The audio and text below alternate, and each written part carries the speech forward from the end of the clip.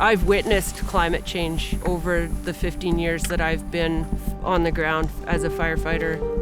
Because of climate change, we're seeing fires that are burning hotter, fires that are burning larger, fires that are becoming more and more intense and severe to a point where they're no longer actionable.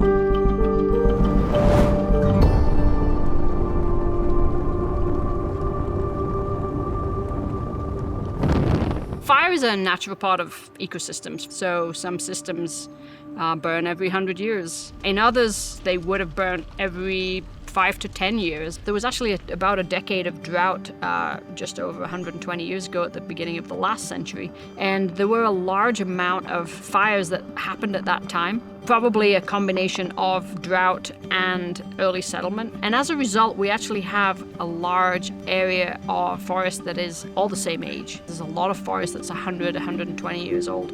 That is not natural to have that big area in such a way here, and it does make us particularly susceptible to fire risk. Wildfires burned through this landscape quite frequently until about 70 years ago. First Nations burned the forest. Lightning fires burned the forest on a quite a regular basis. The modern era of fire suppression began when our ability to fight fires improved with modern aviation.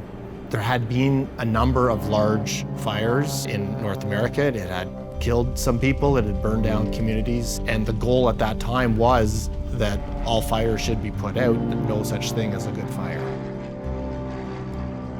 We have to suppress fires in order to keep people safe. That's the role of BC Wildfire Service. It's what they do. But unfortunately, through those fire suppression activities, we have interrupted how fires help a forested ecosystem to evolve. Fire suppression has had the unintended consequence of making our forests more uniform and more dense. We've lost a lot of the diversity and the natural resilience that was in the landscape.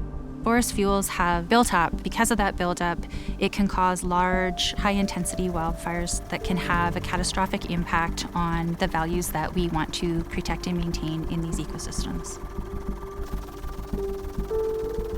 We need to be working with fire. We need to be managing in anticipation of fire. We need to occasionally be using fire in our management so that fire is not something out there that we hope never comes here. It's something that is here, always has been here, and we need to work with. I'm seeing a change in the way we're managing fires on the landscape now. More and more, we're allowing fires to burn within areas where there are no values at risk. And that benefits the ecosystem. It benefits future wildfires in terms of not having that fuel buildup. Taking a more of a modified response to suppression is a more healthier, holistic way of looking at fire management and forest management.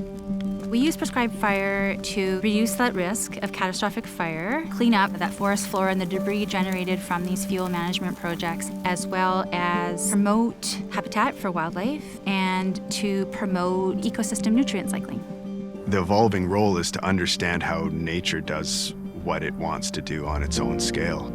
And we can manage the forest around us like a fire would, or we can let the fire do it. We can fight it on our terms, or we can let it dictate the terms. Fire management versus fire suppression. The more you learn, the better you get at protecting what's important to us as civilization and society here. There's so many things that influence how the forests grow and respond and change, and climate change is a big driver in how the forests are right now responding to all of those things, those weather patterns, and they're continually shifting and changing.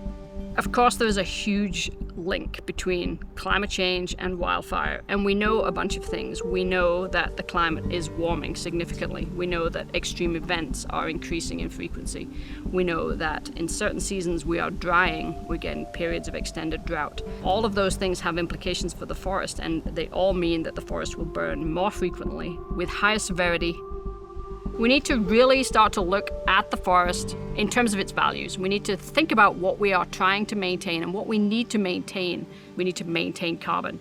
We need to maintain forest resilience. And that means maintaining biodiversity. It means maintaining wildlife trees. It means maintaining the diversity of underground linkages between trees that actually keep the forest resilient. All of those things, we need to put them first. A lot of these things are compatible, and we need to manage well for them, and then we can maintain this huge diversity of values in the forest and reduce wildfire risk overall.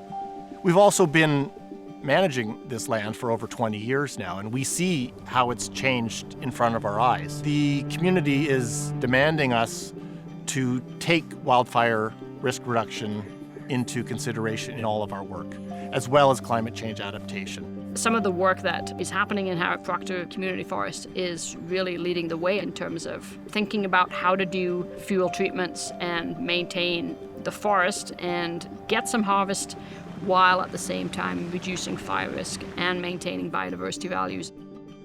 All of these individual treatments that we're doing on the landscape are part of a larger plan, and over the next 5 to 10 years they will all be connected up so that we have a continuous fuel break in behind the community and a few landscape level fuel breaks as well. So when the next wildfire comes, we will be in a much better position to protect the community and to reduce the negative impacts of a large wildfire.